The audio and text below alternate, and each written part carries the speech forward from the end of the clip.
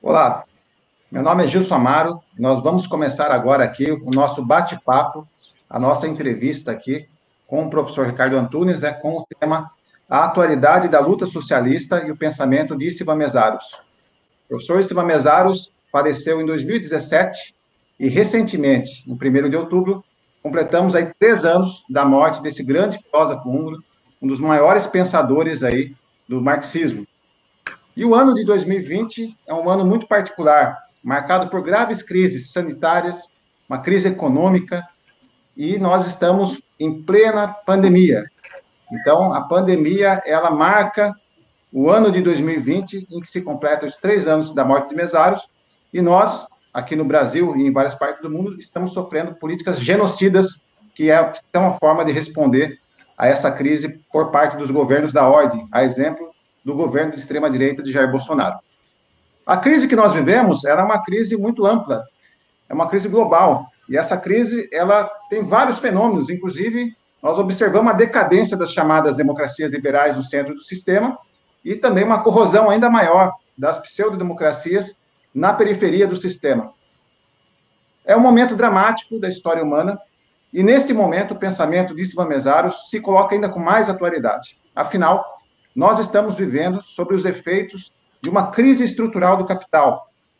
E a resposta do capital para a sua crise é ampliar a sua ofensiva contra o trabalho. Então, nós vivemos um momento de uma brutal ofensiva do capital sobre o trabalho. E ela se manifesta de várias formas. Se manifesta com a precarização absoluta do trabalho, se manifesta com a destruição dos direitos trabalhistas conquistados aí em muita luta do movimento socialista, e também em várias outras expressões, como o aparecimento de governos abertamente autoritários que aplicam a agenda do capital a ferro e fogo. Então, nós vivemos um momento muito difícil e que coloca mais do que nunca a atualidade e a necessidade da luta socialista. E traz também a atualidade e a importância do pensamento de Istvan Mesaros. Istvan Mesaros nasceu em Budapeste em 1930, em dezembro de 1930, foi para o exílio em 1956, após a invasão das tropas soviéticas na Hungria. Nós vamos conversar aqui sobre isso. Ele teve uma vida intensa, foi aluno e colaborador de Lukács e deixou um vasto legado para a humanidade, com contribuições muito profundas no campo do pensamento filosófico, político, social e econômico. Ele foi e é um dos maiores pensadores marxistas da história. Nós poderíamos aqui destacar várias obras de Istvan Mesaros, como Para Além do Capital, A Teoria da Alienação em Marx, O Poder da Ideologia, A Revolta dos Intelectuais na Hungria, entre outras. E é uma alegria para nós estar aqui com o professor Ricardo Antunes, além de ter sido um grande amigo de Istvan Mesaros aí ao longo de décadas, um grande colaborador e interlocutor de Istvan Mesaros. Então, para nós é uma alegria ter Ricardo Antunes aqui conosco, é muito especial isso. Ricardo Antunes é um intelectual orgânico, pesquisador premiado, professor do IFISH na Unicamp, autor de várias obras e que recentemente lançou um e-book pela editora Boitempo, O Trabalho sobre Fogo Cruzado. Professor Ricardo, agradecemos aqui muito a sua presença, muito importante para nós poder fazer esse debate sobre a conjuntura, sobre o socialismo e sobre a obra de Mesaros com você. E eu queria aqui, já passando a palavra para você, pedir para que você falasse um pouco sobre a importância geral de Istvan Mesaros, para o pensamento e para o movimento socialista, e também que você já abordasse a distinção que remonta a Marx, mas que Mesaros desenvolve, entre capital e capitalismo, que é uma questão conceitual muito importante, que tem implicações para o balanço das experiências socialistas e também para a construção das futuras experiências socialistas. Muito obrigado, professor. Muito bem, Gilson. Eu acho que a tua iniciativa de fazermos um debate, não é? A propósito desse 3º aniversário da morte do Mesaros, para recordar dimensões tão importantes da sua obra, foi uma ideia muito importante. A importância do Mesaros para o pensamento socialista é muito grande. É claro que, quando a gente fala em debate do socialismo, há mais dissenso do que consenso. Até porque há muitas posições, primeiro, que são muito arraigadas, né? Os defensores, digamos, assíduos e acríticos da União Soviética, né? aqueles que, de outro lado, né, criticam a União Soviética, mas com uma condição, né, que é a mesma desde, sei lá, quase um século atrás. Né? Esse não é um debate fácil. A maior contribuição que eu vejo do Mésaros, eu poderia tentar resumir assim. Primeiro, o Mésaros se formou como um autor marxista. No meu entender, e tudo que eu vou falar aqui, Gilson, é a minha opinião sobre a obra dele. Não é a verdade, essa coisa de a verdade, né? Como diz o Chico Buarque, me inclua fora dessa. É a minha leitura. No meu modo de entender, Mésaros tem 3 grandes influências fundamentais. Marx é a principal, né? Por tudo. Ele é um conhecedor profundo da obra de Marx, de juventude, de maturidade. O seu segundo pilar é o Lukács. Ele foi aluno do Lukács na escola de Budapeste, foi escolhido pelo Lukács para ser professor na escola de Budapeste, né? Na faculdade, no Instituto de Estética. Né? Ainda que, e quem leu Para Além do Capital conhece, ele se dizia um lukáciano, mas é um lukáciano herético. Ele faz críticas ao Lukács de dentro, vamos dizer assim, mas muito profundas. Né? Ele mesmo me contou cenas que, quando o Lukács falava, ele botava o dedo e falava com o Lukács. O Lukács era mais velho que ele, era professor, mas ele não se intimidava com a figura do dogma. O Mésaros nunca foi para ele um dogma, nem o Marx. Né? E um terceiro autor que eu reputo como muito importante na obra do Mésaros, embora não tão presente, mas, no meu entender, é vital, é uma autora, é a Rosa Luxemburgo. É nítido no Mésaros que no debate, vamos dizer assim, grosso modo, no debate Lenin, Trotsky e Rosa Luxemburgo, no início do século XX, quem diria, hein, nós estamos num século de trevas. Em 1921, o mundo estava discutindo com autores dessa envergadura. Lenin, Trotsky, Rosa Luxemburgo, Gramsci na Itália, Lukács da Hungria. Olha a diferença do século das luzes, vamos dizer assim, pelo menos do início do século XX e o século das trevas no início do século XXI.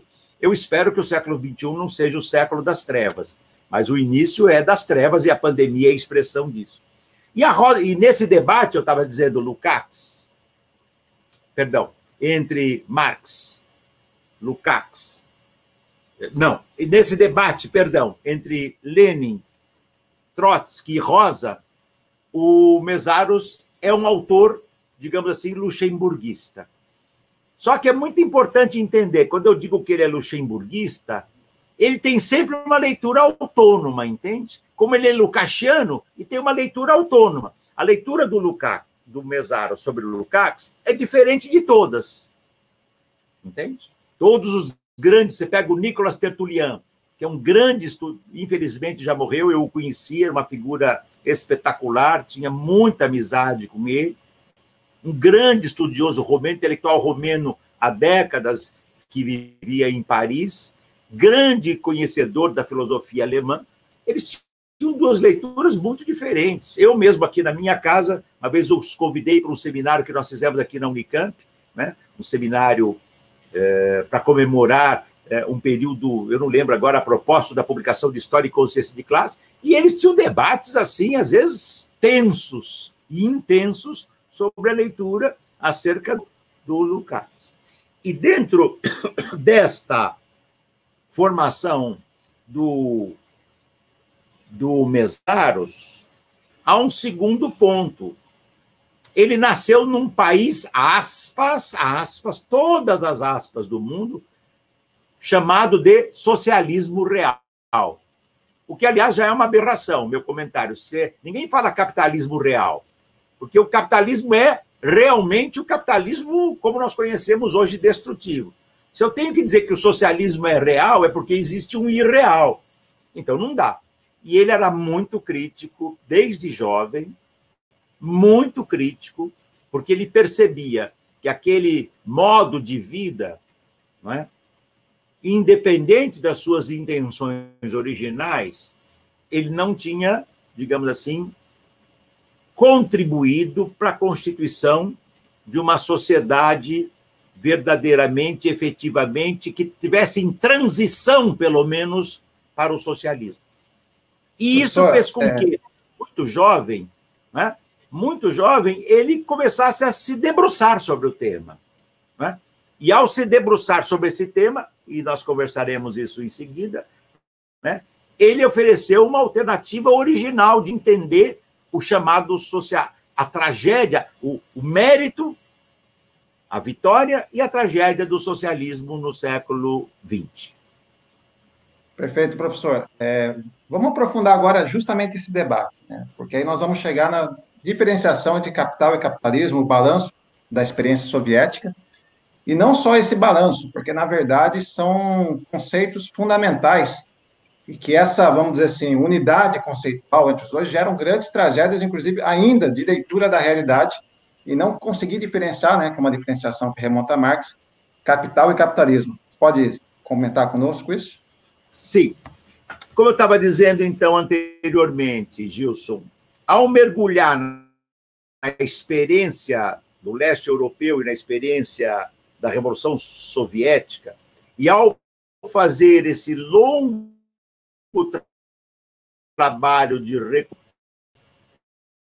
ainda que sempre radical da obra do Marx, ele chega ao seu livro principal, que é o Para Além do Capital, cujos lineamentos já estão dados num artigo publicado no final dos anos 60, começo de 70, na minha memória aqui, em alguns momentos, eu não vou ter precisão, Poder Político e Transição nas Sociedades do Leste Europeu, alguma coisa assim. Esse texto foi publicado depois no Para Além do Capital como apêndice. Esse texto foi uma conferência, né, se eu não estou enganado, foi uma conferência que ele proferiu para o grupo Il Manifesto, e ali está a chave inicial. Isso para mostrar que a obra do Mésaros, isso é do final, acho que é de 69, 70, 71, tá? Ou seja, ele já tem desenhado o ponto de partida. E ele vai dizer o seguinte: diferentemente das análises, por exemplo, do Bettelheim, que vem a União Soviética como uma variante, ou Bettelheim, né? Depende de como né? Ao modo francês, o Bettelheim, Charles Bettelheim, conhecido de todos, publicou aquele livro, né? Alguns volumes, eu tenho aqui 2, Luta de Classes da União Soviética, algo assim, são livros importantes, eu devo dizer, né? Ao contrário da tese do capitalismo de Estado, do Bettelheim, e ao contrário também da tese do Trotsky, né? Digamos assim, que via a União Soviética como uma variante de socialismo burocrático, né? Um parênteses. O Mésaros, ao mesmo tempo que polemiza essa tese do Trotsky, recupera uma outra tese, que é originalmente do Marx, e que foi o Trotsky, o grande formulador no século XX, que é a impossibilidade do socialismo num só país. Esta tese, né, que o Trotsky tanto e tão corretamente defendeu no século XX, o Mésaros leva ao limite, mostrando a absoluta importância dela, né?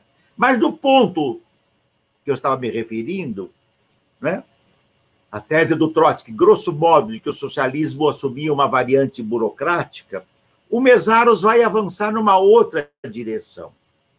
E ele vai dizer que, primeiro, não é por acaso, é claro que é a interpretação dele, não é por acaso que o Marx chamou sua grande obra de O Capital. Não é o capitalismo, tá certo? É O Capital, né? Tá aqui, tá certo?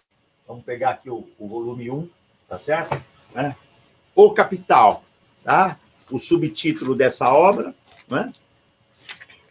Crítica da economia política, o processo de produção do capital. O Mésaros vai dizer, olha, não foi uma decisão puramente terminológica do Marx, ela é conceitual. Por quê? Ele vai dizer, o capital é um sistema de metabolismo social que começa muito antes do capitalismo. Começa quando você tem o capital mercantil ou o capital comercial, quando você tem o capital usuário, tá certo? Usurário, quando você tem o sistema de trocas, né? Então, a usura, a compra e venda, né? A geração de lucro, né? A utilização de ganhos por juros, ganho na produção, antecede ao capitalismo. O capitalismo é o modo de produção em que o sistema do capital se generaliza. Aí ele toma o globo. E o capital, enquanto sistema, diz o Mesaros, ele é tão forte, ele é tão poderoso, que ele consegue, tá certo? Digamos assim, ter uma vida para além do capitalismo. E o Mesaros vai dizer, então, que a sociedade soviética, pelos motivos que eu resumirei em seguida, tá?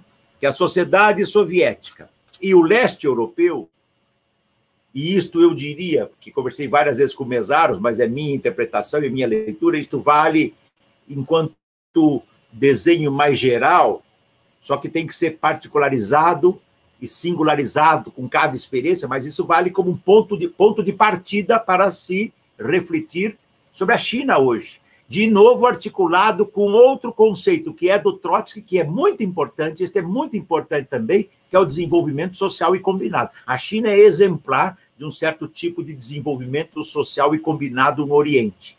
Tá certo? Muito bem. E o Mesaros vai dizer que a União Soviética, ela se sustenta quer dizer, melhor ainda, o sistema do capital se sustenta num tripé. Para que haja um sistema de capital poderoso, é preciso que haja, não é? O Estado, 2, o trabalho assalariado, e 3, o próprio capital como, né, capital dinheiro que gera e que impulsiona a produção. Tá certo? Então, digamos assim, o tripé que constitui esse sistema do capital, ele é muito forte. Estado, trabalho assalariado, tá certo? E o próprio capital, não é, que impulsiona a produção. Muito bem. Para que você tenha que demolir o sistema do capital, não basta você demolir um ou dois elementos desse sistema. Não paira nenhuma dúvida, acho que para todos os críticos, eu me lembro aqui do Betelhem, por certo, do Trotsky, são muito diferentes ambas as críticas, né? E eu já disse que o Mesaros se aproxima muito mais, na minha leitura, em aspectos importantes da crítica do Trotsky do que das outras. Ele recusa a tese do capitalismo de Estado, né? O Mesaros vai mostrar que a União Soviética aboliu a propriedade privada, aboliu o trabalho assalariado privado, mas preservou, tá certo? O trabalho assalariado ao modo capaz de iniciar o processo de, digamos assim, de demolição, de fenecimento, de deperecimento do Estado. Ao contrário, todos sabemos, não há tempo aqui para aprofundar, mas todos sabemos que a União Soviética houve uma brutal hipertrofia. O Estado controlava tudo, né? Então, não é por acaso... Uma extração política do sobretrabalho, né? Isso, exatamente. Ou seja, esse Estado todo-poderoso preservava o trabalho assalariado, ao invés da extração da mais-valia privada, há uma extração política da mais-valia. Essa extração política da mais-valia, tá certo? Garantia um capital de tipo pós-capitalista. Essa é a grande contribuição mesariana neste capítulo. A meu juízo, é uma hipótese de trabalho de extrema originalidade, mais potente que as anteriores, incorpora as anteriores, avança em relação a elas, e me permite entender, por exemplo, por que a China hoje, né, é um monumental país controlado por um partido comunista cujo núcleo dominante tem valores neoliberais. Isto quem me disse num depoimento, porque ele era meu amigo, uma figura grandiosa, hein? Eu posso não concordar com muita coisa dele. Figura grandiosa. Era meu amigo há décadas. Foi o Domênico Lossurdo.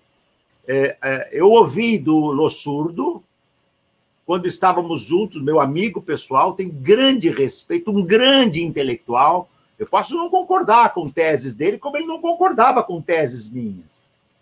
Mas isso, o Lossurdo entra, né, no século XXI como, digamos assim, uma crítica poderosíssima ao liberalismo na sua origem, entende? Poderosíssima. Né? O Lossurdo me disse, ele era simpatizante do modelo chinês.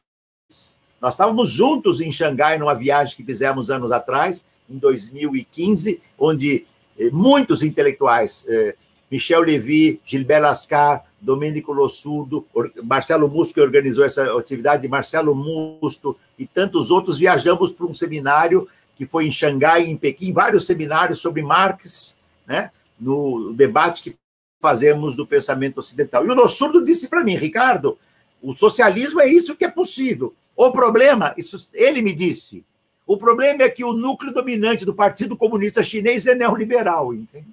E eu senti isso, porque você podia até dizer que você tinha dúvida se o socialismo era chinês ou não, se criticar o socialismo chinês, mas assim, bom, basta ler ver as políticas chinesas, como elas têm com relação à exploração da classe trabalhadora. Né? A China se consolidou nas últimas décadas como um patamar limite de exploração da classe trabalhadora. Isso é mais do que evidente. Quem conhece meus trabalhos, eu cito aqui e ali, e quem conhece, né, a produção de estudiosos críticos do trabalho da China, sabem disso. Volta aqui, então, ao Mesaros. O sistema socialista, ele não pode conviver com trabalho assalariado, porque o centro do sistema socialista é a autonomia do trabalho, e o trabalho que tem que ser cada vez mais livre e associado. Se eu mantenho o trabalho assalariado, ainda que sob forma estatal, e uma extração violenta da mais-valia, ou uma extração, se não violenta, tá certo? Uma extração, vamos tirar o violento, uma extração da mais-valia, né? E mantenho o Estado controlando, eu só não tenho a acumulação privada. Então, por isso que o Mesaros vai dizer, eu não tenho capitalismo, mas eu tenho um sistema de capital pós-capitalista. Não é? Eu conheci o Estiva Mesaros pessoalmente em 1983. Ele já havia me escrito anteriormente, já havíamos trocado correspondência, mas o nosso contato pessoal foi em 1983. Devo lembrar aqui, para, digamos, uma boa precisão histórica, que quem introduziu o Mesaros no Brasil foi o Chazin, né, filósofo marxista, que que foi um dos introdutores da obra do Lukács no Brasil, né? O primeiro livro publicado no Brasil, se eu não estou enganado, foi o livro que o Lukács discutia a obra do Sartre, né, existencialismo ou marxismo, e foi publicado pela editora do Chazin. E assim também foi ele quem trouxe e convidou o Mesaros para o Congresso de 1983, onde celebrávamos, não é, 100 anos da morte do Marx. E foi aí que eu conheci o Estiva Mesaros, e a partir daí nós estabelecemos uma relação muito profunda, pessoal, política, intelectual. Eu era seu amigo, ele era meu amigo. Eu, sempre que ia à Inglaterra, né, era intimado a ir à casa dele. Ele, só no início, quer dizer, desde no período que eu o conheci, ele morava na Grande Londres, né? Depois ele mudou para Rochester, né? E de tal modo que sempre que eu ia a algum país ali da Europa, eu ia visitá-lo, não é? Em Rochester. Não é? Muito bem. A obra do Mesaros, de fato, isso é uma coisa importante dizer, eu fui quem, em um dado momento, por circunstâncias de decisão do próprio Mesaros, ele me pediu que ajudasse-o a publicar o seu livro Beyond Capital, Para Além do Capital, no Brasil. Como todos sabem, é um livro, né, tá aqui, 1000 e tantas páginas, e eu assustei, não é? Porque ele tinha publicado anteriormente alguns dos seus volumes, inclusive o Poder da Ideologia, que é um grande livro pela editora Ensaio.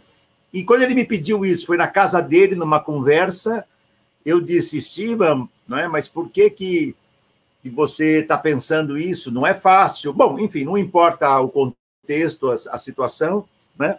E a partir daí eu entrei em contato com a editora Boitempo, a Ivana Jenkins, né?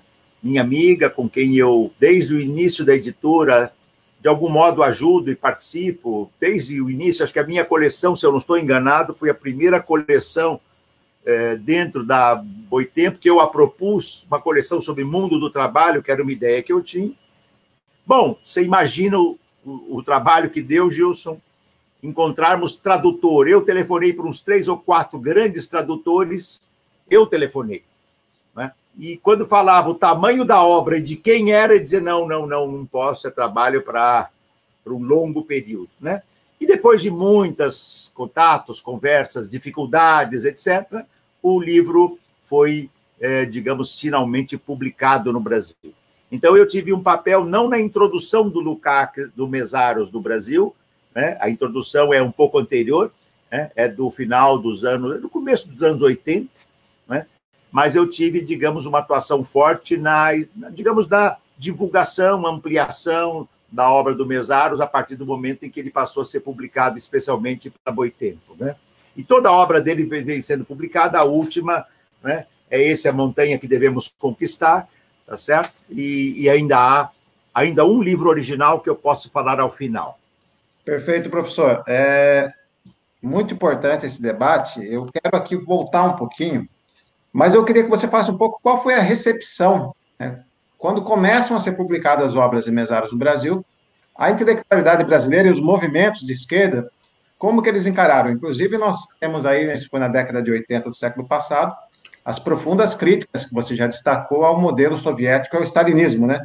Qual foi a reação à introdução do pensamento de Mesaros no Brasil?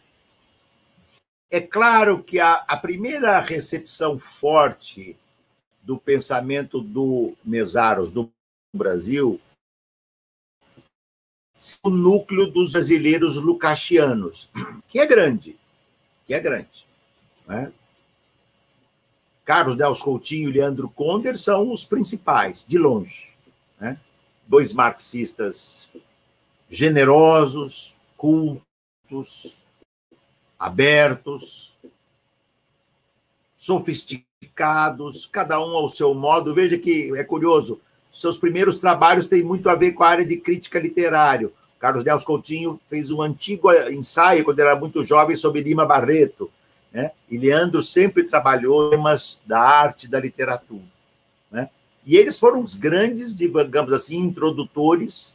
Não foi o primeiro, se a minha memória lembra bem, foi o Chazin, mas a eles dois nós devemos a entrada pesada, especialmente pela editora Civilização Brasileira, pela revista Civilização Brasileira.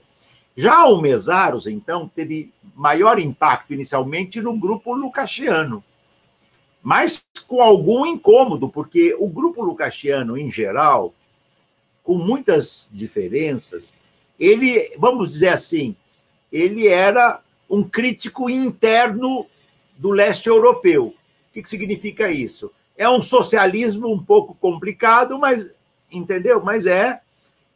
É isto, digamos assim, que nós temos como alternativa ao capitalismo, isso de modo muito, muito grosso. Tá?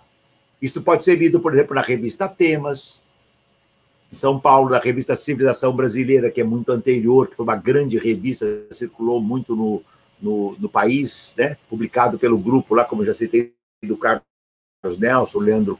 Né? A Temas foi fundada em São Paulo pelo Chazin, Marco Aurélio Nogueira, Gildo Marçal Brandão, tinha o apoio do Nelson Fernandes Sodré, e tinha um grupo de jovens marxistas, foi nos anos 76, 77, 78, 79, um grupo de jovens marxistas, entre as quais eu me encontrava, que apoiava essa revista. Porque o Mésaros é o primeiro lucasiano que chega ao Brasil e diz que a União Soviética não era um país socialista, era um país pós-capitalista, prisioneiro de uma forma de extração da mais-valia pela via política e que, em última instância, né, tinha uma ditadura contra a classe trabalhadora, e não era uma ditadura da classe trabalhadora contra a burguesia. Isso causou um quiprocó, como você pode imaginar, né, entre lucasianos. Tanto é que muitos respeitam o Mésaros, né, mas não confluem com ele. Tá certo? Tem intelectuais que são amigos lucasianos, amigos queridos meus, como Zé Paulo Neto e Celso Frederico, por exemplo, são figuras importantes do pensamento lucasiano e marxista brasileiro. O Zé Paulo teve um papel crucial, né, especialmente no serviço social, né, que é um espectro grande de intelectuais, professores, trabalhadoras, né, que atuam em várias partes do país, quando ele introduziu o pensamento lucasiano e marxiano dentro do pensamento social. Mas, por exemplo, tanto o Zé Paulo quanto o Celso Frederico, até onde eu os conheço, e eu acho que os conheço bem, eles não concordam com esta tese do capital pós-capitalista.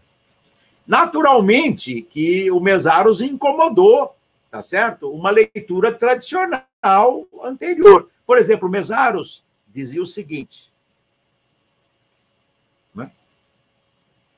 A Revolução Russa foi uma revolução política importante, mas ela não conseguiu ser uma revolução social. Bom, é diferente da tese, né, das teses, inclusive certas variantes herdeiras do pensamento do Trotsky, né? Então, veja bem, porque o Mésaros acrescentou um ponto muito importante que ele chamou muito a atenção. Ele foi o primeiro a fazer isso para nós aqui no Brasil. Não foi ninguém antes dele. Ele diz o seguinte: nós, marxistas, não podemos lutar pela emancipação política. A emancipação política é uma criação, é uma construção e uma conquista da Revolução Burguesa. Nós temos que, como marxistas e como anticapitalistas, e para além do capital, defender a emancipação social, que é mais que política. De tal modo que desdobra daí uma tese mesariana, e está nesse ensaio, que foi seminal. Esse foi o primeiro que chegou aqui para a gente. Tem um ensaio também que ele publicou, né, naquela revista italiana, Problemi di Socialismo, né, do Lélio Basso, que é muito importante, né, onde ele dizia: nós temos que fazer, digamos assim, uma crítica da política, porque a emancipação humana é mais que política, ela é social. E aonde o Mésaros vai buscar essa tese? Não é no Lukács, é no Marx. E ele vai dizer que o próprio Lukács não trabalhou nesta direção, como Marx indicou. O primeiro texto do Marx, marxista, se pudéssemos dizer assim, o primeiro texto materialista do Marx, da minha análise, e é um texto primoroso, a introdução à crítica da filosofia do direito, escrita em final de 43 e comecinho de 44, o Marx diz: a revolução política é algo que nós devemos à burguesia. Nosso papel não é repeti-la na Alemanha. O nosso desafio é a emancipação social. Isto o Mésaros nos trouxe. E, claro, só para fechar, Gilson, só para fechar, isso causou, né, mas foi muito importante, isto é o último ponto, foi muito importante porque quando houve a demolição do sistema soviético, né, quando o socialismo soviético demoliu, não houve nenhuma invasão de exército norte-americano, hein? O sistema caiu, né? E aí foi a Alemanha Oriental, Tchecoslováquia, Hungria, Iugoslávia, Albânia, se percebeu, tá certo, que aquilo era um castelo de cartas que se sustentava sob um poder ditatorial.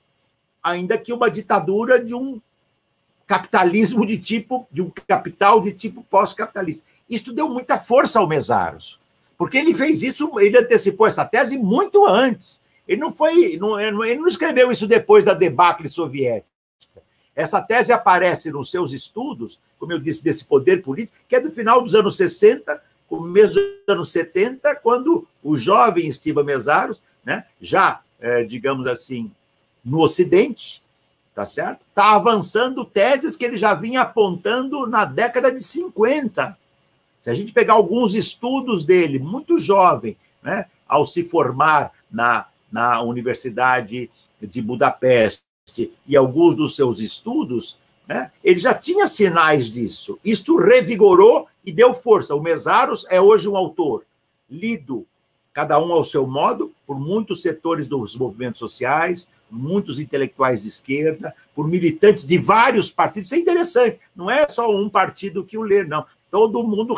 E quem mesmo não concorda, respeita e reconhece a originalidade do seu pensamento. Salvo os mais dogmáticos. Esses já têm a resposta há 40 anos, então para eles não tem problema nenhum.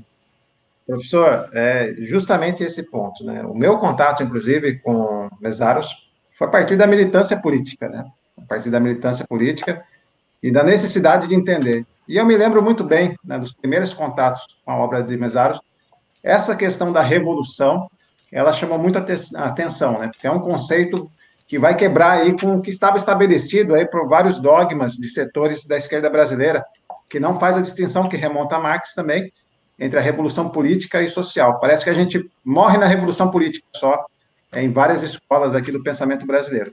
Para avançar aqui, professor, eu quero agora que a gente siga abordando aqui alguns aspectos que são fundamentais. Nós estamos numa crise de múltiplas dimensões, né? Uma crise econômica, social, sanitária, né? Ou na sua última obra você fala pandemia do capital, né? Você caracteriza isso no seu e-book. O capital virótico. A que exatamente. Eu gosto mais das que eu inventei é o capital virótico. É o capital virótico.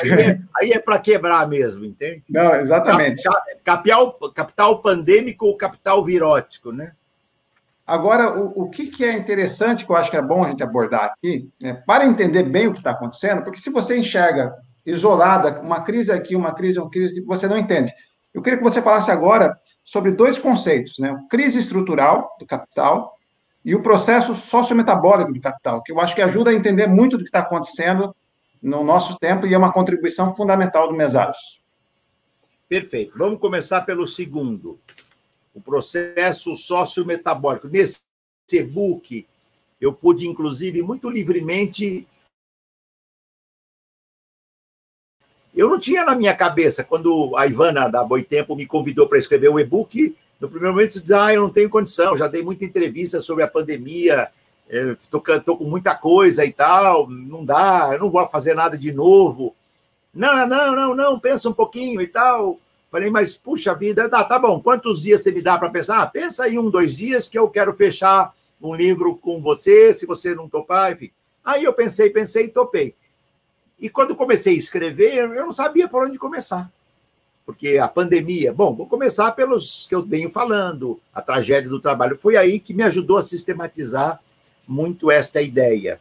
Acho que o principal conceito do Mésaros hoje, para a nossa luta pela retomada de um socialismo de novo tipo, profundamente renovado, profundamente contemporâneo com o nosso tempo e radical, porque o difícil é você fazer a renovação radical. A renovação, em geral, é concessão às burguesias. Aí dá na terceira via, eurocomunismo, conciliação de classes que o PT tanto fez, que a social-democracia, mesmo a mais de esquerda... Lembra, o Mitterrand começou o seu governo falando em estatizar e terminou na vala neoliberal. O Mitterrand, que era um homem considerado radical dentro do reformismo socialista francês. Ele era um reformista, terminou como terminou.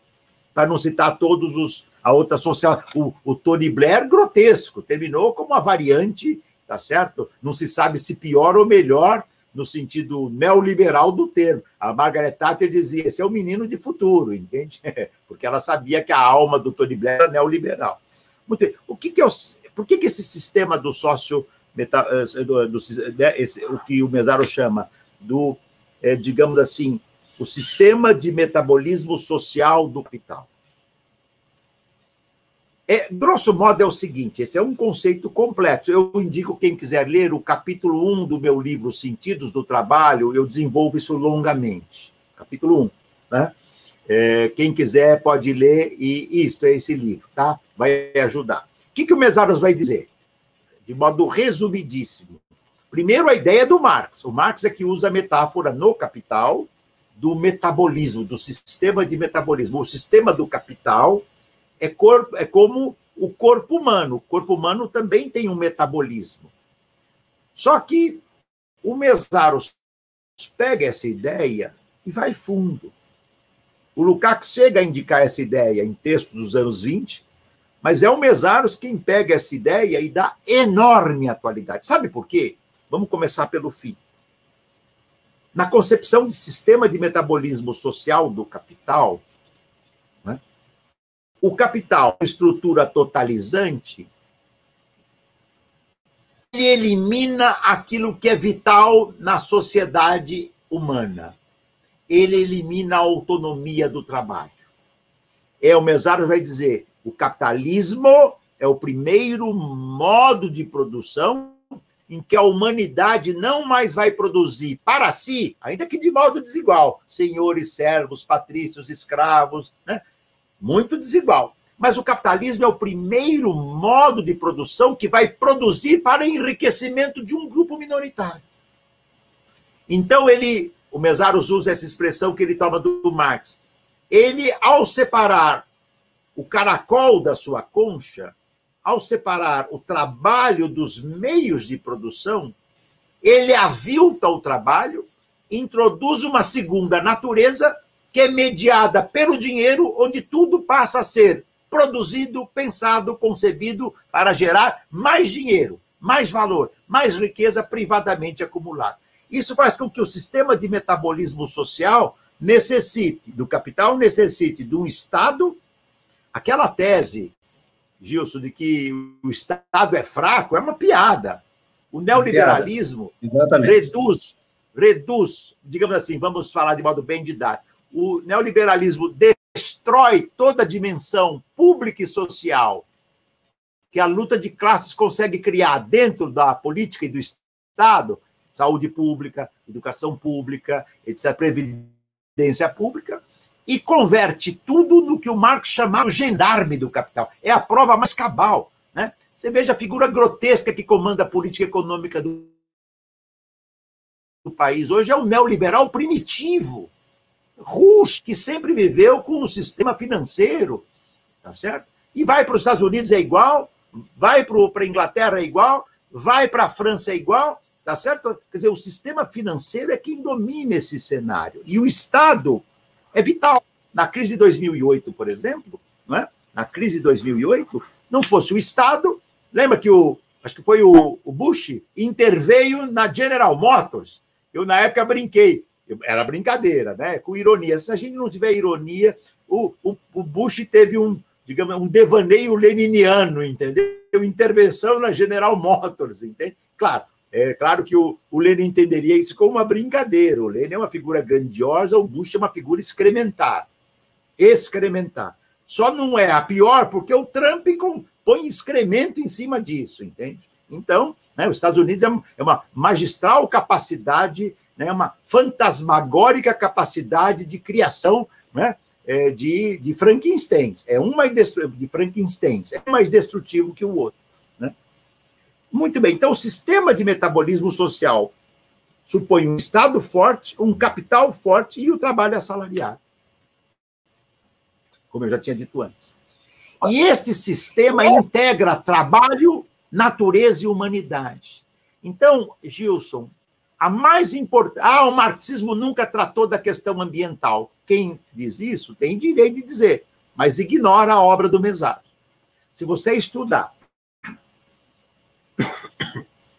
Desde os textos do Mesaros, dos anos final de 60 e começo de 70, uma tese do Mesaros, a taxa de decrescente do valor de uso da mercadoria, é uma crítica enorme à destruição ambiental do capital. Grosso modo, o que o Marx diz aí? Tá certo? A mercadoria tem que ter tempo de vida útil mínima possível, celular tem que durar nada, carro tem que durar nada, eletrodoméstico, geladeira. Por quê? Porque o capital precisa se reproduzir. Eu não tenho tempo de você aborda isso no seu último livro, você aborda essa questão, né?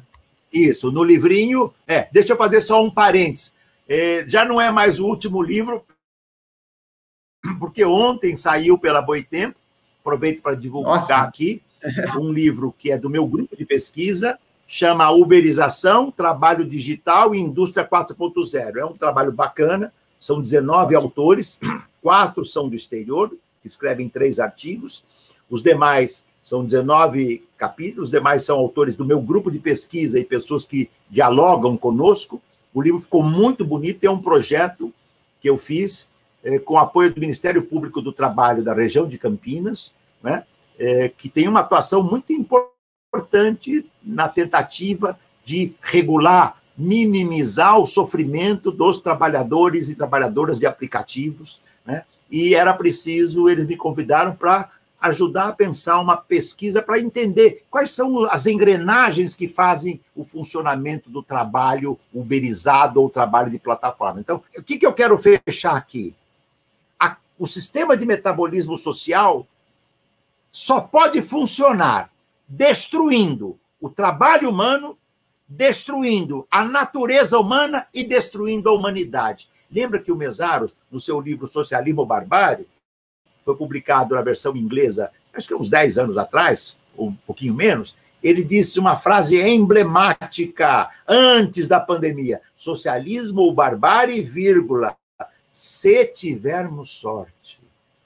Bom, mas o que é isso, professor? É isso que nós estamos tendo hoje. Nós não estamos na barbárie, nós estamos no capitalismo virótico, nós estamos no capitalismo pandêmico, nós estamos no capitalismo que não é só a destruição da natureza e da humanidade, como a destruição da natureza e da humanidade pela letalidade. E isto ocorre, para fechar a tua pergunta, porque o Mesaros não dá para simplificar, entendeu, Gilson? Eu estou tentando ser o mais didático, o mais curto possível, mas isso ocorre porque estamos numa época de crise estrutural do capital. E a primeira pessoa a oferecer uma análise deste porte foi o professor Estiva Mesaros. Se você for ler os textos do Mesaros, né, do começo dos anos 70, quando ele ganhou o prêmio Isaac Deutscher, né, ele ele fez uma conferência chamada Necessidade do Controle Social, onde ele está dizendo: adentramos numa nova era do capitalismo, não são mais ciclos crescimento, recessão, crescimento, recessão, crescimento, recessão, ciclos virtuosos e ciclos nefastos. Não. Ele diz, a partir de agora, 73, o capital, e eu uso muito a metáfora do Karl Polanyi, que eu acho espetacular, o capital se torna um moinho, eu não lembro do Mesaros usá-la, eu uso porque eu gosto desse livro, como, aliás, o Mesaros gostava muito também, isso já chegamos algumas vezes a conversar sobre o livro do Karl Polanyi, tá certo? Onde ele usa a figura do moinho satânico, né? O que significa isto? A partir de 70, a crise de 73, para o Mesaros é 68, 73, o capital só pode se desenvolver acumulando. Desculpa. Ele só pode se desenvolver destruindo. E ele o faz destruindo força de trabalho, natureza e a humanidade. A humanidade ele destrói através das guerras. A natureza ele destrói, como estão vendo, queimada, aquecimento global, incêndios, poluição, agrotóxico, tudo isso, esse mundo trágico, nós não conseguimos respirar hoje. Eu estou no meu escritório aqui, tá certo? Não quero ligar o ar-condicionado, mas já é quase insuportável falar nessa secura que nós estamos vivendo, né, por causa das queimadas e tudo isso que nós estamos vendo, né? E o outro lado importante é que como é que você destrói a humanidade? Através das guerras. Então, o mundo atual é uma sucessão de guerras, até porque em indústria bélica, né, o que o Mesaro chamava, utilizando aquela expressão conhecida do complexo industrial militar, né, você tem, então, um Estado que é belicista, por isso que, para ele, os Estados Unidos, até a sua morte, os Estados Unidos era ainda a grande potência do imperialismo. Ele caracterizou, para responder às teses do Negri e equívocos dessa ordem, que não imperialismo, né? Aquelas coisas que, às vezes, um outro europeu lança lá, imaginando que está apresentando uma tese nova e não dura um dia. Entende? A tese do fim do Estado, lembra, Gilson? O Estado não. Agora são organismos internacionais, por favor, né? Por favor, o livro do Negri e do Hardy perdeu, ninguém mais cita como um livro relevante, porque o Trump mostrou, a China mostrou, a Alemanha mostrou, tá certo? Que o Estado é vital para a sociedade do capital. É vital. Exatamente. E o Mesaros, então, professor, mostra que, só para fechar essa ideia, então eu termino em 15 segundos, este cenário abriu uma crise estrutural que o capital só pode crescer destruindo. E isso se agudiza em 2008, 2009. Não temos mais, olha, para que entenda bem, que é uma questão muito importante, não teremos mais ciclos virtuosos e ciclos... Não. O capital pode ter conjunturas, um país cresce, depois ele reduz, outro país, o Japão cresce, a Alemanha cai, depois a Alemanha sobe, o Japão cai, mas a tendência do capital é declinante. E quanto mais declinante ele é, mais destrutivo ele é com relação ao trabalho, à natureza e à humanidade. Esta tese encontra formuladores importantes. Robert Kurz, que já morreu, é um deles. A crise do Robert Kurz ao capital é poderosa. François Chenet, meu amigo marxista francês, também mostra no plano financeiro, mas o principal formulador dessa tese, quem fez o seu desenho, digamos, do plano analítico mais amplo, foi o Steven Mesaros. E, infelizmente, essa tese não foi infirmada, ela não foi negada. O capitalismo tem cada vez mais acentuado a sua destrutividade. Por isso, barbárie, vírgula, se tivermos sorte. Pelo jeito, estamos tendo, por enquanto, só azar. Professor, ótimo. Inclusive, você falou do Robert Kurz, o colapso da modernização é uma obra fundamental, né? O debate que ele faz da derrocada aí soviética como uma crise do sistema de modernização capitalista, do capital, é muito interessante, muito importante. Professor, nós vamos agora tentar acelerar um pouco. E só uma coisa, viu, Gilson? Só uma coisa. O Kurz tinha publicado na Alemanha um livro, né, sobre a crise mais profunda, eu não lembro se chamava Moinho Satânico, ele usava um pouco essa ideia também, e, infelizmente, não saiu no Brasil até onde eu saiba. Tinha um projeto de publicar, um livrão poderoso. Claro que a minha divergência com o Kurz com relação à classe trabalhadora é completa, né? O Kurz, eu debati pessoalmente com o Kurz, escrevi sobre ele, tenho enorme admiração por ele, aprendi muito com ele, mas isso não me permite que, não, a classe trabalhadora acabou e a revolução é obra dos intelectuais. Bom, se a revolução for obra dos intelectuais, estamos aniquilados, estamos literalmente aniquilados, né? Obviamente, a revolução só pode ser um processo de transformação muito mais amplo e das grandes massas, no sentido muito profundo e amplo do termo. Mas o Kurz tem vários artigos que ele publicou no Brasil, que devem ser as teses desse livro, mostrando. E o Chenet também, que tem muitas coisas publicadas aqui entre nós. Tá? Eu acho que são 3 autores mais importantes. Numa quarta geração, um pouquinho mais recente, mas que percebeu também esse cenário, é o David Harvey. Nós temos aí 4 autores marxistas que são importantes, né? Vamos lá. Então, professor Ricardo, nós estamos num ano eleitoral, né? Sabemos da importância da eleição, ela tem uma importância muito grande na luta e estamos disputando eleições no Brasil, né, com candidaturas à esquerda, mas nós sabemos que a via parlamentar ela tem um grande limite, né? Mesaros destacou isso bastante nas suas obras, que é o caráter, inclusive, que ele falava que o capital é uma força extra-parlamentar, por excelência, e criticava os limites da via parlamentar. E defendia, inclusive, né, uma ofensiva socialista, que é muito recorrente, né, no seu pensamento, nós precisamos construir uma força extra-parlamentar. Eu quero que você desenvolva um pouco para nós qual é a dimensão dessa questão no pensamento do Mesaros e na sua visão também. É fundamental. É fundamental. Porque, veja bem, Gilson, né? Claro, eu vou primeiro dizer a do Mesaros, depois vou dizer a minha interpretação, que é muito assemelhada, se não igual ou idêntica, não sei. E devo dizer que isto eu aprendi com o Mesaros. Né? A eleição é muito importante desde que você tenha impulsão e luta popular e organização popular. O que acontece que nós estamos vendo no mundo é que a eleição se resume a uma disputa, pelo menos até recentemente, né? Até 4 anos atrás, entre o moderado e o ultramoderado, Partido Democrático e Partido Conservador na Inglaterra, republicano.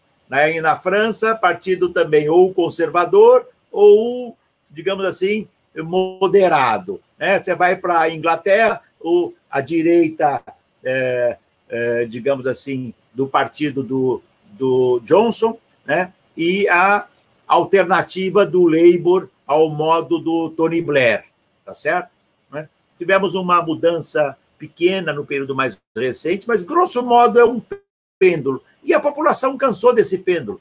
E por isso que ela, ora põe um, ora põe outro, ora põe um, ora põe outro. Sai um, volta, depois volta, porque é o mesmo. E nos países onde a eleição é, digamos assim, nos países onde a eleição não é obrigatória, tá? A situação tem nos dado um enorme absenteísmo. Dentro de um sistema eleitoral onde a ordem está presente nos dois polos, né? A população dos países onde o voto não é obrigatório tem tido altos níveis de absenteísmo. Isto muda, eu não tratei disso agora, no cenário da extrema-direita, da contra-revolução preventiva da extrema-direita. A eleição do Trump agora sinaliza, provavelmente, que as esquerdas norte-americanas, de todos os matizes, talvez com raras exceções, né, vão fazer um voto antifascista, tá certo? Um voto de derrocada do fascismo. Nada mais do que isso, que quem pode ter alguma ilusão com o Biden? Nenhum. Né? Muito bem. O que o Mesaros vai dizer? Né? E o livro dele, publicado no Brasil, é muito interessante. Ele não é antiparlamentarista, ele fala da importância da luta extraparlamentar. Porque o capital também é extraparlamentar. O que ele quer dizer? O capital não é o capital quem cria, perdão, o parlamento não cria o capital. O parlamento regula o capital, porque o capital é um sistema metabólico. Lembra que eu estava dizendo, ele é destrutivo no passado, ele é expansionista, não tem jeito de fazer o capital parar. Ele para aqui, ele vai ali, você pede para ele regula aqui, ele vai ali. A social-democracia regulou o capital acabou com a social-democracia, a União Soviética acabou com o capital privado, o capital acabou com a União Soviética. O capital é um sistema muito poderoso, o Mesaros fala, é um sistema totalizante e totalitário. Ele tem os seus polos de contradição, o que os funcionalistas diriam, ele tem as suas disfunções. E uma delas é a luta social e a luta de classes. A totalidade do trabalho social é a força versus a totalidade do capital social total. Esta é a confrontação de que falava Marx e que retomou o Mesaros. Muito bem. Aonde é que você vai derrotar a esfera do metabolismo onde ele existe? Então, a eleição, o Mesaros não era contra, e ele votava. Várias vezes eu perguntei, quem você votou? Ah, votei em fulano, que é razoável, votei... Mas, assim, não é o sistema parlamentar, porque, e eu vou resumir isso numa palavra, nós não conhecemos, Gilson, nenhum país do mundo onde a esquerda ganhou no parlamento e transformou o mundo. Se a esquerda ganhar o parlamento e transformar o mundo, o capital e as suas direitas acabam com o parlamento. Veja, a mais espetacular, não vou tratar dela aqui, inclusive, ao longo dos anos, eu passo a rever de outro modo. A mais espetacular riva latino-americana de transformar o capitalismo pela via eleitoral, e fique aqui a minha homenagem a ele, foi Salvador Allende e a experiência chilena, tá certo? Que foi derrocada por um golpe militar de tipo fascista que criou uma ditadura odienta, como foram as tantas ditaduras que nós conhecemos aqui. De modo que uma, digamos assim, luta social, o Mesaros diz, tem que quebrar aquela divisão, sindicato faz luta econômica e o partido faz luta política.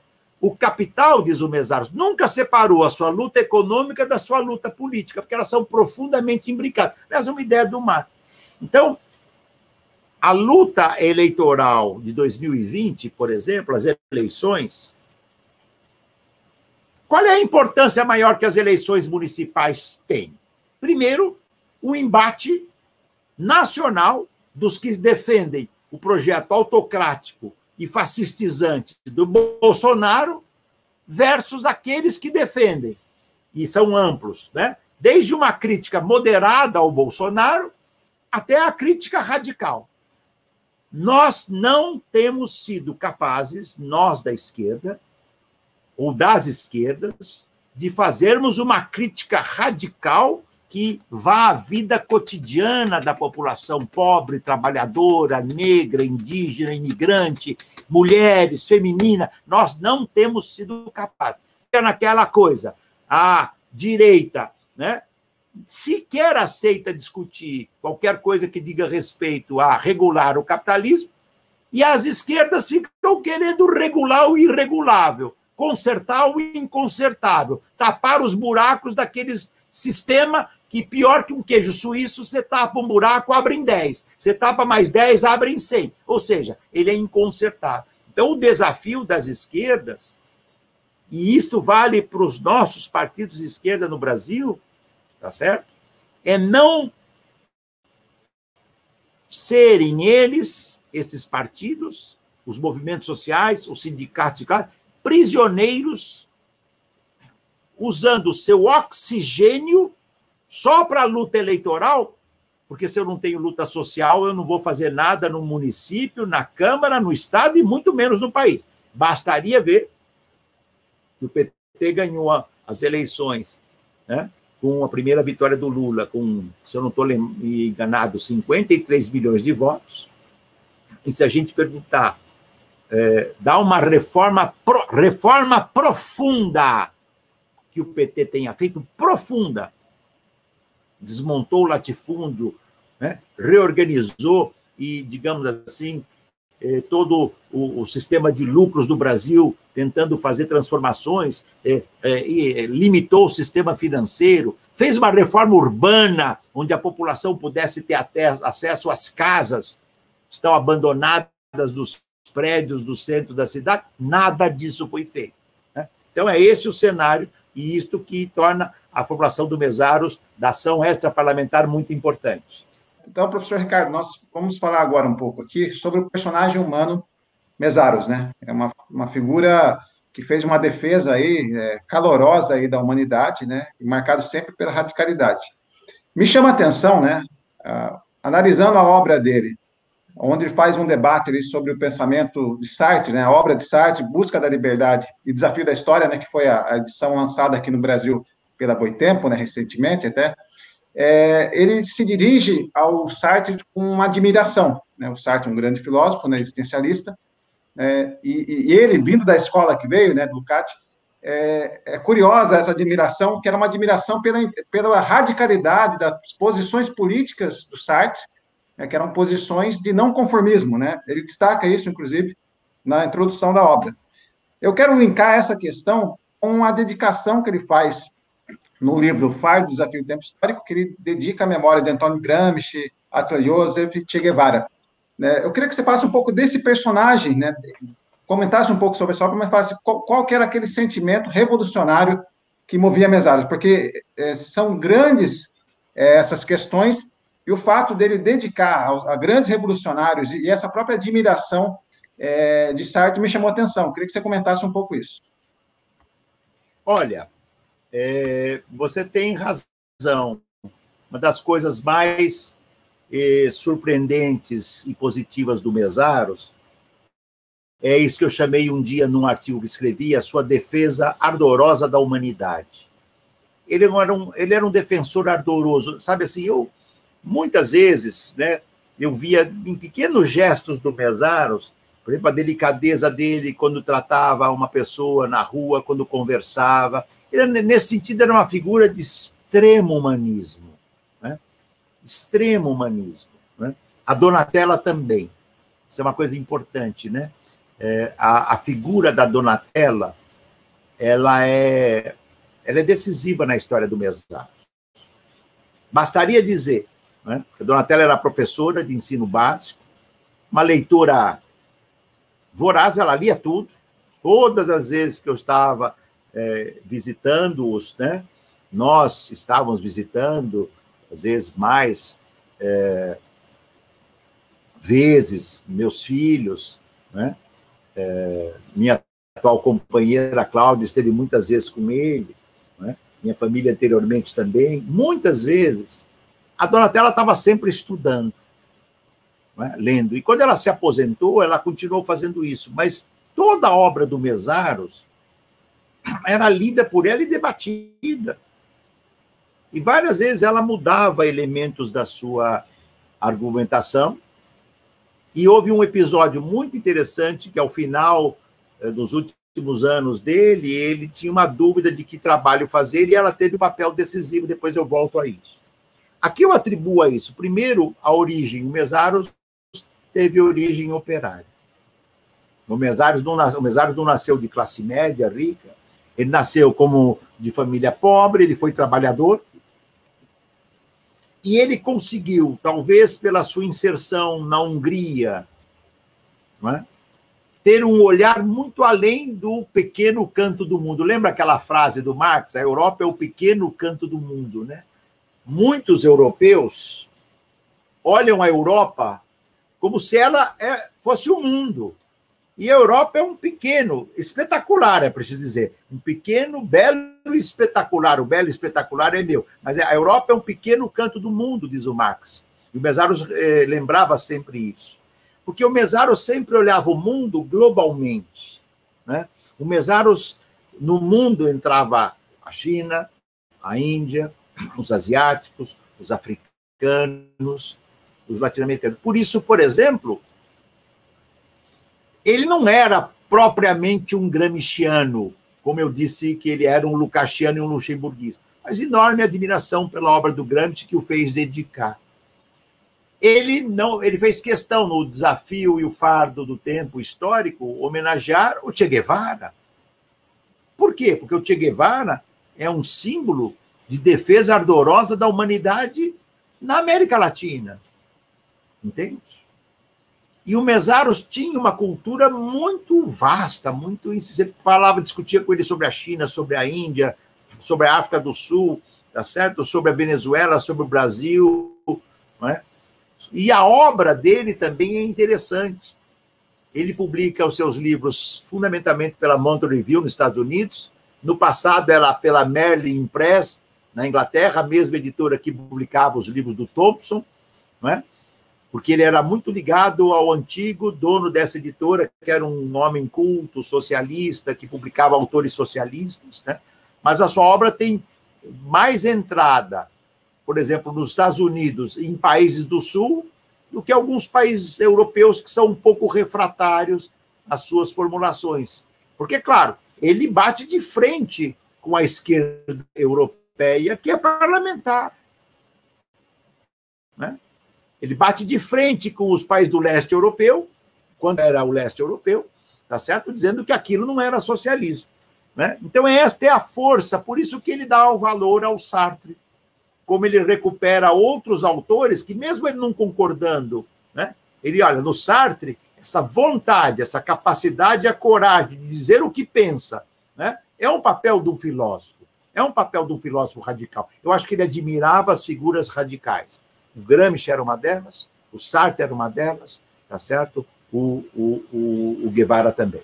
Professor, você falava há pouco aqui da Donatella. Em uma entrevista à revista Trabalho, Política e Sociedade, 2018, né, o dossiê Mesaros, você comenta sobre o papel de Donatella no projeto inacabado, porque Mesaros deixou um trabalho inacabado, né, um projeto que seria aí uma crítica profunda e sistemática do Estado, né, para além de Leviatã, né, a ideia era esse o projeto. E você comenta lá que Donatella teve um papel nisso. Eu queria que você contasse um pouco para nós essa história. A Donatella foi a parceira de vida, né? Esse eu presenciei nos 30 e tantos anos que eu convivi muito intensamente com ele. Várias vezes eles vieram ao Brasil e ficaram na minha casa, várias vezes, tá certo? Então, quando eu digo convivi, não é um exagero, não. Convivi mesmo. A gente acabou tendo uma amizade muito profunda. Enfim, eu lembro que eu cheguei na casa dele um dia, 11 horas, meio-dia da manhã, ele me recebeu e abriu uma champanhe. Falou, vou comemorar. Eu falei, mas, Estiva, você não pode beber. Você tem diabetes, você tem isso. Não, hoje nós temos que comemorar. Mas comemorar o quê? Nós nos conhecemos há 32 anos. E ele abriu a champanhe. Falei, então toma pouquinho para a gente tomar depois do almoço, porque ele era, enfim, ele era forte, ele comia bem e gostava, não bebia muito, porque a saúde não permitia, mas nos tempos o Chazinho, permitia, numa entrevista com ele, falou que ele gostava de comida apimentada, né? Ele gostava e a comida brasileira ele adorava, né? Porque era muito variada. Enfim. Muito bem. E a Donatella, como eu já disse, ela sempre lia os trabalhos dele. E nos últimos anos, ele conversou comigo várias vezes sobre isso. Ele tinha 2 projetos ou 3 projetos de pesquisa, né? Depois que ele terminou o último trabalho, o anterior, o Beyond Capital, os trabalhos que ele finalizou depois, concluiu. E o tema que, digamos assim, ele perseguia há décadas, mas nunca tinha trabalhado em detalhe, era o tema do Estado. E consultando a Donatella, e ela mesma me contou isso, ela foi categórica, que ele deveria destinar. Ele tinha consciência, né? Isso aí foi quando? 2013, 2014, mais ou menos por aí, se a minha memória me permite lembrar bem. Eu não sou muito bom em datas, não. Né? Agora eu vou me dedicar, eu tenho aí mais uns tantos anos, eu vou me dedicar a um último tema. E ela foi categórica, você tem que estudar o tema do Estado. Em 2016, eu estive a última vez com ele na casa dele, vivo. Ele me mostrou uma caderneta, ele tinha tudo anotadinho. Está aqui a caderneta, tá? Como se fosse uma caderneta, aqui. Tá? Ele abriu a caderneta assim e me mostrou página 1, página 2, todos os roteiros dos capítulos do livro Para Além do Leviatã. Todos os capítulos. E terminou dizendo assim, se acontecer alguma coisa comigo, você sabe que esse é o meu projeto e eu trabalhando nele. Eu, com muita delicadeza e sutileza, incentivava-o muito a não fazer um livro imenso, entende? Steven, faz um esforço, não faça um livro tão grande. Eu vou fazer aqui uma confissão dele para mim, e como eu vou fazer com o maior afeto, e esse é um momento em que eu estou dizendo coisas assim da minha relação pessoal com ele, houve um momento que nós estávamos em Paris, num seminário dos marxistas franceses, foi quando eu apresentei o François Chenet a ele. O Chenet dizia que queria conhecer o Mésaros pessoalmente. Eu falei, Chenet, vem cá, esse é o Steve. Se tornaram amigos. Passaram a ter um diálogo respeitoso entre eles. Se conheciam como intelectuais, mas não se conheciam pessoalmente. E nesse seminário morreu um amigo querido dele durante esse seminário chamado Daniel Singer, um jornalista muito conhecido do jornal The Nation, norte-americano. Ele era o representante do The Nation na Europa. Era um homem de esquerda e que tinha muita admiração pelo Mésaros. Muito bem. Tem livros publicados, inclusive cita muito Mésaros e tal. Aí nós voltamos de Paris para a casa dele em Rochester, e todo dia a gente sempre saía, ia aqui, a gente ia caminhar, ficávamos falávamos sobre tudo. E aí ele falou, bom, agora eu tenho que subir para escrever o meu... O Daniel Singer pediu que ele fizesse o texto do enterro do Daniel Singer. Aliás, um parênteses. Nesse dia, o Mésaros que eu fizesse o texto no enterro dele, o que eu não pude fazer, depois posso explicar, tá certo? Ele me pediu, você vai escrever, quando eu morrer, eu quero que você escreva o texto, porque é uma tradição muito europeia, inglesa, né? Então, o enterro é diferente, o dele durou um mês depois, por isso que foi tudo impossível, depois eu explico, né? Você faz uma celebração na casa e o texto é lido. Muito bem. E ele subia e descia todo dia, Gilson, umas 3, 4 vezes para a sala, né? Para o escritório dele, e voltava. Um belo dia ele chegou com o texto do Daniel Singer e falou: Ricardo, quero que você leia. Era uma página. Era uma página. Eu li e falei: Steven, tá ótimo, tá bonito, tá delicado, tá fraterno. E aí eu, com muita delicadeza, perguntei: puxa vida, mas você escreveu, por que você escreveu tão pequenininho assim, você subiu e desceu tantas vezes? Ele respondeu para mim: Ricardo, né, para mim é muito mais fácil escrever 100 páginas do que uma página, entende? Ou seja, ele subiu e desceu para o escritório dele para escrever uma página umas 4 ou 5 vezes e horas, entende? Isto mostra, claro, por isso que os livros do Steven são prolixos, são longos, né? Se o Para Além do Capital tivesse 400, 500 páginas, ele seria uma bomba explosiva, entende? Né? Mas, enfim, cada autor tem o seu modo de ser, esse é um traço dele, por isso que eu cito este traço. E eu falava: Steven, não faz uma coisa longa, tenta fazer assim, você vai fazer em 1 volume ou 2, como é que você está pensando? No projeto final dele, se a minha memória, eu não gravava, ele não gostava de gravar coisas, sabe? Só tem uma coisa gravada dele. Ele não gostava. E a memória, eu conversei com ele 30 anos, eu lembro do que a minha memória gravou, outras eu não lembro mais. Né? Muito bem, e neste livro, ele já tinha avançado bastante, isso foi em 2016. Em 2017, eu fui dar aula na Universidade de Ca' Foscari, eu fiquei como professor convidado, como visit professor lá na universidade, e ele me pediu várias vezes que de Veneza eu fosse à Inglaterra encontrá-lo. Eu não pude ir. Eu disse: Steven, eu não posso ir, porque eu estou com muito trabalho aqui em Veneza, é muito difícil, eu estou com praticamente atividades todos os dias, porque quando eu não estava dando aula, eu estava lançando o meu livro lá em Veneza, o Adeus Cidis do Trabalho, e Lavoro e Sucesso, né? Fora outros convites que eu estava recusando. Foi muito triste, porque eu disse: mas fica tranquilo que em dezembro eu vou para o Historical Materialism, porque eu ia todo ano, vou todo ano, em Londres, esse vai ser o primeiro ano que eu não vou depois de 10, 12 anos, por causa da pandemia, né?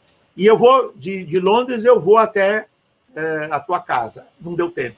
Em outubro, no dia 1º de outubro, eu estava no aeroporto, sabia, ele estava doente já, do hospital, hospitalizado gravemente, estava indo para um seminário do Herramienta para fazer uma apresentação para esse seminário. Se eu bem me lembro, eu não lembro agora o tema, se era Rosa Luxemburgo, o tema mais geral, mas era a discussão do socialismo, e eu recebi no aeroporto a nota do falecimento dele. A Donatella, então, né, foi uma figura, e várias vezes, ela era uma mulher feminista, no sentido da luta. Certamente, aquele capítulo lindo que o Mesaros tem, acho que é o capítulo 4 do livro dele, que ele trata da igualdade substantiva e da questão da família como unidade microcósmica da reprodução do capital, e do papel, né, como o capital envolve de modo patriarcalmente, né, e subsume as mulheres e realiza a opressão feminina, certamente tem uma influência grande da Donatella. Perfeito, professor. Professor, seguindo aqui nosso debate, o subtítulo do Para Além do Capital fala da teoria de transição. E você costuma lembrar, né, em textos, né, quando fala sobre o Mesaros, que ele não era um socialista descuidado, ele era um socialista extremamente rigoroso, e, de fato, né, as suas obras, até esse caráter prolixo que você citou na questão anterior, muito desse cuidado, né, de desenvolver as questões, o balanço que ele faz do próprio pensamento burguês, né, dos pensadores intelectuais burgueses, é muito detalhado. E eu queria que você destacasse para nós, né, essa questão da transição, né, porque essa era uma busca também, né, das formulações de Mesaros, contribuir, porque nós temos que ir para além do capital, mas nós temos uma trajetória para superar o capital. Comente um pouco para nós aí sobre esse assunto. Tá, vou fazer 2 coisas. Eu vou voltar só a uma do item anterior, que é muito importante. Esta obra, Para Além do Leviatã, o Steven não conseguiu terminar, mas o volume 1, que já há um capítulo publicado. Este é um capítulo, A Montanha que Devemos Conquistar. né? O livro 1, ele não conseguiu terminar, ele estava terminando quando ele faleceu, né? A Boitempo vai publicar esse livro 1, tá certo? Ela já tem os originais, já estão praticamente traduzidos. Será um belo livro, alguma coisa aí perto de umas 500, 600 páginas.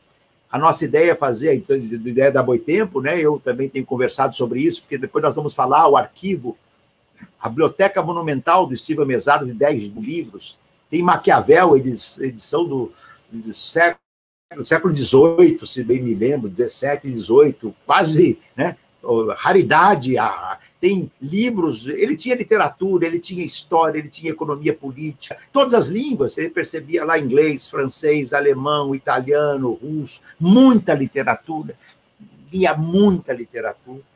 Esses 10 mil livros, por uma iniciativa muito especial, ele pediu que eu cuidasse disso num debate que ele fez daquele seminário que ele teve aqui, que eu me referi anteriormente sobre a obra do Lukács.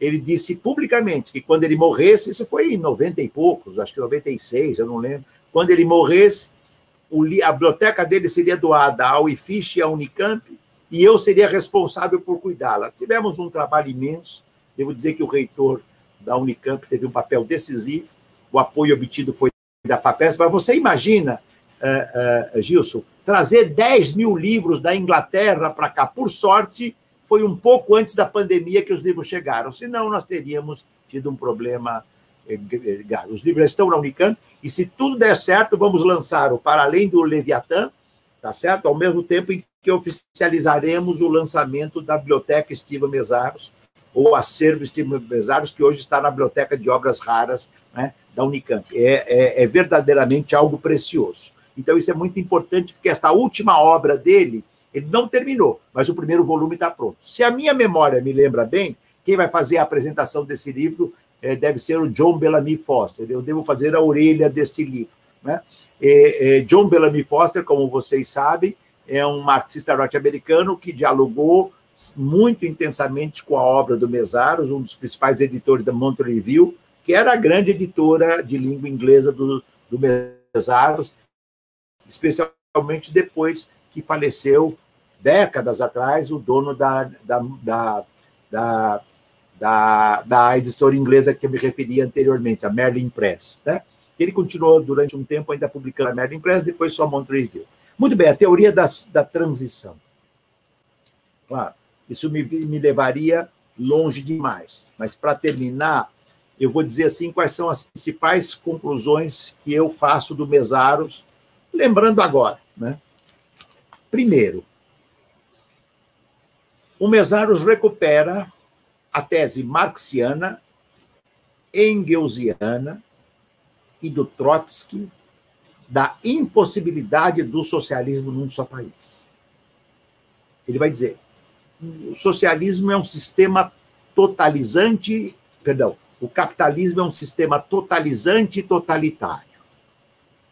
Qualquer tentativa isolada, né, que crie um mito stalinista, mas não só stalinista, do socialismo num só país, é incapaz, na sua concretude, porque como o capitalismo também se constituiu como um sistema totalizante, o socialismo não pode ficar estancado e isolado, especialmente em países, como Lenin chamava, elos débeis da cadeia imperialista, Rússia, tá certo? China, né? Ou elos do mundo colonial, como os países africanos que viveram movimentos de libertação nacional, Moçambique, Angola, todos que nós conhecemos. E aí ele adianta uma segunda tese importante na transição. Não haverá socialismo enquanto o coração do capital não for atingido. E o coração do capital se encontra nos Estados Unidos da América do Norte. Ou seja, nós podemos ter revoluções políticas nacionais, mas o processo de revolução social só se enfeixará quando o coração do sistema do capital for atingido. Eu leio e interpreto, e na minha leitura eu acrescento. Eu não lembro de ter ouvido isto dele, mas é plenamente coerente com o que ele está pensando. Mas o exemplo é meu, não é dele. Veja bem, os exemplos são rigorosamente meus. Eu nunca lembro dele ter citado os, não lembro aqui. Mas quando a Revolução de Aviso ocorreu em Portugal, acho que em 1383, uma burguesia mercantil precoce toma o poder em Portugal, por que não houve a Revolução Burguesa em Portugal? Porque Portugal e a Península Ibérica eram todos feudais, e o mundo ocidental também. Por que na Veneza, na riqueza mercantil de Veneza, no início do Renascimento, né, quando houve a explosão da riqueza daquela região da Itália, a Itália não se tornou uma revolução burguesa? Porque o mundo italiano era predominantemente feudal.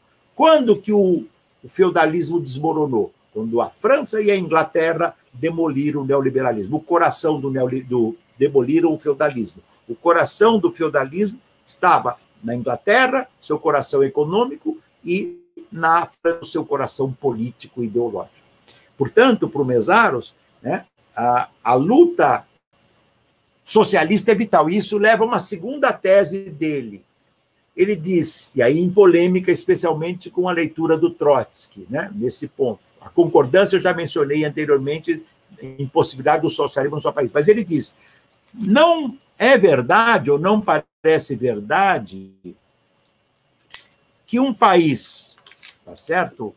Que o problema do socialismo do século XX é que a revolução ocorreu nos países atrasados e que, portanto, é mais difícil socializar os países atrasados, simplificando muito um debate completo. Ele vai dizer, não é nada mais difícil do que uma revolução num país como os Estados Unidos. Pela complexidade do capital, não é mais fácil. Ali é a caixa preta do capitalismo. Então, eu diria, tá certo, que estas são duas formulações vitais do Mésaros.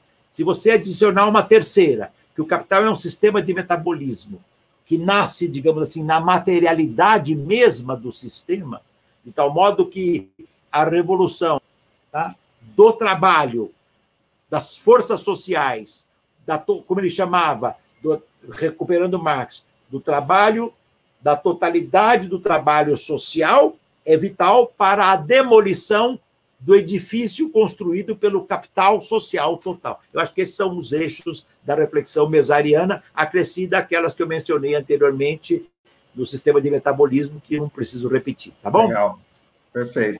Perfeito, professor. Olha, estamos muito felizes aí com a conversa, né? Certamente, para quem já lê a obra do Mésaros, é muito importante esse debate, que quer aprofundar algum entendimento.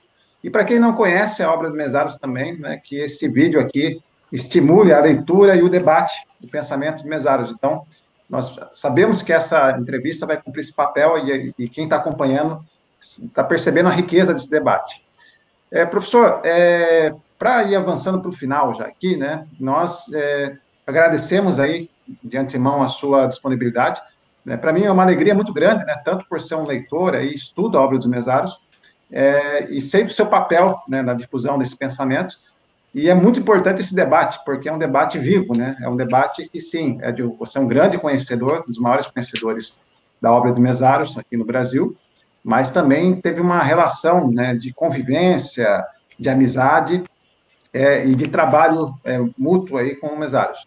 Eu queria ouvir agora você umas considerações finais sobre esse bate-papo que a gente fez, que nós falamos aqui de tudo, né, falamos da conjuntura, falamos do socialismo, falamos de teoria, que é esse que é o debate. Quando se põe a debater a atividade do socialismo e um gigante, né, que Istvan Mésaros é um gigante do marxismo e do pensamento humano, nós temos que abordar várias questões. Então, queria que você fizesse umas considerações finais aí sobre esse debate, para a gente já ir encerrando e agradecendo aqui, de antemão, a sua disponibilidade. Nós sabemos a sua agenda pesadíssima, né, e mesmo assim você nos atendeu, assim, é uma alegria muito grande, professor.